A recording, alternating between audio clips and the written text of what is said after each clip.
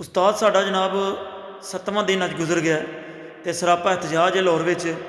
ਲੇਕਿਨ ਹਕੂਮਤ ਦੀ ਬੇਹਿੱਸੀ ਵੇਖ ਲਓ, ਅਜੇ ਤੱਕ ਕੋਈ ਹਕੂਮਤੀ ਵਜ਼ੀਰ ਕੋਈ ਮਸ਼ੀਰ ਧਰਨੇ ਦੀ ਤਰਫ ਨਹੀਂ ਆਇਆ। ਰਾਤਾਂ ਨੂੰ ਉੱਥੇ ਹੀ ਸੌਂਦੇ ਨੇ ਤੇ ਜਨਾਬ ਦਿਨ ਵੀ ਉੱਥੇ ਹੀ ਰਹਿੰਦੇ ਨੇ ਸੜਕਾਂ ਦੇ ਅੱਗੇ, ਸਿਵਲ ਸੈਕਟਰੀਏਟ ਦੇ ਸਾਹਮਣੇ। ਅਸੀਂ ਕਰੋੜਾਂ ਰੁਪਈਏ ਹਕੂਮਤ ਵਾਲੇ ਫਜ਼ੂਲ ਪ੍ਰੋਜੈਕਟ 'ਤੇ ਲਵਾ ਦਿੰਦੇ ਹਾਂ, ਪਸੰਦ 'ਤੇ ਲਵਾ ਦਿੰਦੇ ਹਾਂ, ਲੇਕਿਨ ਇੱਕ ਉਸਤਾਦ ਦਾ ਹੱਕ ਅਸੀਂ ਉਹ ਨਹੀਂ ਦਿੰਦੇ। ਜਿਹੜਾ ਉਸਤਾਦ ਬੱਚਿਆਂ ਨੂੰ ਇਲਮ ਦਿੰਦਾ, ਜਹਲੀਅਤ ਤੋਂ ਨਿਕਾਲ ਕੇ ਸ਼ਊਰ ਦੀ ਤਰਫ ਲਿਆਉਂਦਾ।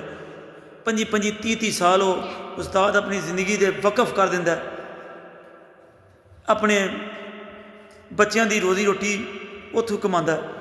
ਲੇਕਿਨ ਸਾਡੀ ਗੌਰਮੈਂਟਾਂ ਜਿਹੜੀਆਂ ਨੇ ਉਹ ਉਹਨਾਂ ਦੀ ਰੋਜ਼ੀ ਰੋਟੀ ਖਤਮ ਕਰਨਾ ਚਾਹ ਰਹੀਆਂ ਨੇ। ਪੈਨਸ਼ਨ 'ਤੇ ਕੱਟ ਲਾ ਦਿੱਤਾ ਹੈ। ਬਾਕੀ ਸੂਬਿਆਂ ਨੂੰ ਡਿਸਪੈਲਿਟੀ ਅਲਾਊਂਸ ਮਿਲਿਆ, ਸਾਨੂੰ ਵੀ ਨਹੀਂ ਮਿਲਿਆ ਪੰਜਾਬ ਵਾਲਿਆਂ ਨੂੰ। ਲੀਵ ਇਨਕੈਸ਼ਮੈਂਟ, ਗ੍ਰੈਜੂਏਟੀ ਕੱਟ ਲੱਗ ਗਿਆ। ਇਹਦੇ ਇਲਾਵਾ SSC ਇਹੋ ਜਿਹੜੇ ਨੇ 10-10 ਸਾਲ ਤੋਂ ਉਹਨਾਂ ਦੀਆਂ ਉਮਰਾਂ ਐਕਸਪਾਇਰ ਹੋ ਗਈਆਂ ਨੇ, ਕਿਸੇ ਹੋਰ ਜੌਬ ਦੇ ਹਾਲ ਨਹੀਂ ਰਹੇ। MPhil PhD ਡਿਗਰੀ ਹੋਲਡਰ ਨੇ ਅਤੇ ਅਜੇ ਤੱਕ ਉਹਨਾਂ ਦੀ ਕੰਟਰੈਕਟ ਚੱਲ ਰਹੇ ਨੇ। ਉਹਨਾਂ ਦੇ ਮੁਸਤਕਿਲੀ ਦੀ ਤਰਫ ਕਦਮ ਹੀ ਨਹੀਂ ਗੌਰਮੈਂਟ बढ़ा ਰਹੀ, ਬਲਕਿ ਮੁਸਤਕਿਲੀ ਦਾ ਕਾਨੂੰਨ ਹੀ ਖਤਮ ਇਹਨਾਂ ਕਰ ਦਿੱਤਾ। ਹਰ ਪਾਸੋਂ ਉਸਤਾਦ ਨੂੰ ਕੱਟ ਵੱਢ ਕਰ ਰਹੇ ਨੇ, ਜਿਹੜਾ ਇਸ ਕੌਮ ਨੂੰ ਸਿਖਾ ਰਿਹਾ, ਜਿਹੜਾ ਇਸ ਕੌਮ ਦੀ ਜੜ੍ਹ ਹੈ।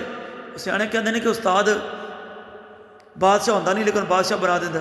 ਤੁਸੀਂ ਵੇਖੋ, ਇੱਕ ਉਸਤਾਦ ਸਾਈਕਲ ਤੋਂ ਮੋਟਰਸਾਈਕਲ ਤਾਂ ਆ ਸਕਦਾ, ਲੇਕਿਨ ਉਸਤਾਦ ਦੀ ਕਾਰਾਂ ਗੱਡੀਆਂ ਸਾਰੀ ਜ਼ਿੰਦਗੀ ਨਹੀਂ ਬਣ ਸਕਦੀਆਂ, ਕਿਉਂਕਿ ਉਹ ਹਲਾਲ ਦੀ ਰੋਜ਼ੀ ਕਮਾਉਂਦਾ ਅਤੇ ਹਲਾਲ ਦਾ ਪੇਟ ਪਾਲਦਾ ਆਪਣੇ ਬੱਚਿਆਂ ਦਾ। ਲੇਕਿਨ ਇਹ ਸਾਡੀਆਂ ਹਕੂਮਤਾਂ ਬੇਹਿੱਸ ਹੋ ਚੁੱਕੀਆਂ ਨੇ। 7-8 ਦਿਨ ਤੋਂ ਉਸਤਾਦ ਸਾਡਾ ਸੜਕਾਂ 'ਤੇ ਰੁਲ ਰਿਹਾ ਆਪਣੇ ਹੱਕ ਲਈ, ਲੇਕਿਨ ਇਹ ਆਪਣਾ ਹੱਕ ਉਸਤਾਦ ਨੂੰ ਨਹੀਂ ਉਹਨਾਂ ਦੇ ਰਹੇ। ਖੁਦਾਰਾ ਇਸ ਤੋਂ ਪਹਿਲਾਂ ਕਿ ਇਹ ਕੌਮ ਤਬਾਹੀ ਦੀ ਤਰਫ ਮਜ਼ੀਦ ਜਾਏ, ਇਹ ਉਸਤਾਦ ਦੀ ਸੁਣ ਲਵੋ। ਇੱਕ ਵਾਰੀ ਬੈਠ ਕੇ ਉਹਨਾਂ ਦੀ ਅਰਜ਼ 'ਤੇ ਸੁਣੋ। ਉਹਨਾਂ ਦੇ ਜਿਹੜੇ ਹਕੂਕ ਨੇ ਉਹ ਤਾਂ ਉਹਨਾਂ ਦੇ ਦੇ ਦਿਓ, ਉਹ ਤੋਂ ਵੱਧ ਕੁਝ ਨਹੀਂ ਮੰਗ ਰਹੇ, ਸਿਰਫ ਆਪਣੇ ਹਕੂਕ ਮੰਗ ਰਹੇ ਨੇ। ਜਿਹੜਾ ਤੁਸੀਂ ਉਹਨਾਂ ਦੇ ਹਕੂਕ ਛੀਨਦੇ ਹੋ ਨਾ, ਸਿਰਫ ਉਹ ਮੰਗ ਲਏ ਨੇ, ਉਹਦੇ ਵੱਧ ਉਹ ਕੁਝ ਨਹੀਂ ਮੰਗ ਰਹੇ। ਲੇਕਿਨ ਸਾਡੀਆਂ ਹਕੂਮਤਾਂ ਦਾ ਸ਼ਾਇਦ ਤਰਜੀਹ ਨਹੀਂ ਉਸਤਾਦ, ਸਾਡੀ ਹਕੂਮਤ ਦੀ ਤਰਜੀਹ ਨਹੀਂ ਤਲੀਮ, ਸਾਡੀ ਹਕੂਮਤ ਦੀ ਤਰਜੀਹ ਹੈ ਬਸੰਤ, ਸਾਡੀ ਹਕੂਮਤ ਦੀ ਤਰਜੀਹ ਇਹ ਰੋੜਾਂ ਨਾਲੀਆਂ ਬਣਾਉਣਾ, ਤਲੀਮ ਨਹੀਂ ਹੈ। ਇਹ ਵਜ੍ਹਾ ਹੈ ਕਿ ਸਾਡਾ ਉਸਤਾਦ ਵੀ ਰੁਲ ਰਿਹਾ ਅਤੇ ਤਲੀਮ ਵੀ ਸਾਡੀ ਜਿਹੜੀ ਹੈ ਨਾ ਉਹ ਬੈਕਵਰਡ ਦੀ ਤਰਫ ਜਾ ਰਹੀ ਹੈ, ਬਿਹਤਰੀ ਦੀ ਤਰਫ ਨਹੀਂ ਜਾ ਰਹੀ। ਇਹ ਗੌਰਮੈਂਟ ਜਿੱਦਣ ਤਲੀਮ ਵੱਲ ਧਿਆਨ ਦੇ ਦੀ, ਉਸਤਾਦ ਵੱਲ ਧਿਆਨ ਦੇ ਦੀ, ਉਦੋਂ ਤਲੀਮ ਅਤੇ ਉਸਤਾਦ ਬਿਹਤਰ ਹੋਣਾ। ਜਿੰਨਾ ਹੱਥ ਪਿੱਛਾ ਖਿੱਚੇ ਦੀ, ਉਹਨਾਂ ਤਲੀਮ ਤੋਂ ਉਸਤਾਦ ਪਿੱਛੇ ਜਾਏਗਾ। ਲਿਹਾਜ਼ਾ ਉਸਤਾਦ ਦੀ ਇੱਕ ਵਾਰੀ ਸੁਣ ਤੇ ਲਵੋ।